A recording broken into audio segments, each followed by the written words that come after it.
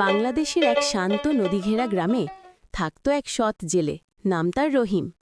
প্রতিদিন ঘুম ভাঙতেই সে তার ছোট নৌকা নিয়ে নদীতে যেত। অভাব ছিল, কিন্তু চরিত্রে ছিল সত্যতা আর মহত্ব। একদিন সকাল সকাল জাল ফেলতেই রহিম টান অনুভব করল। ভাবল, আজ বুঝি ভালো মাছ ধরা পড়েছে। কিন্তু জাল ওপরে তুলতেই সে অবাক। জালের ভিতর এক সোনার মাছ ঝিলমিল করছে। মাছটি হঠাৎ মানুষের ভাষায় বলল, রহিম ভাই, আমাকে ছেড়ে দিন। আমি গেলে আপনার কোনো ক্ষতি হবে না। রহিম বিস্মিত হলেও হাসল। আমি কোনো প্রাণকে কষ্ট দিতে চাই না। তুমি যাও, মুক্ত থেকো। মাছটি খুশি হয়ে বলল, তোমার সততার জন্য আমি তোমাকে একটি বর দেব। কি চাও বলো।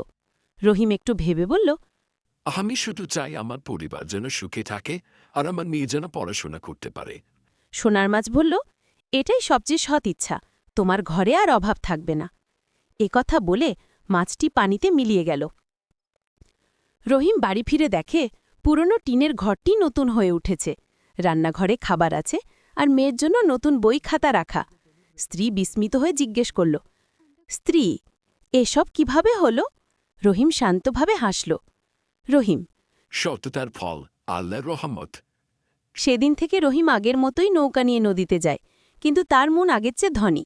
সে সবাইকে বলে, সৎ থাকলে, মানুষের উপকার করলে একদিন না একদিন প্রতিদান মিলবেই।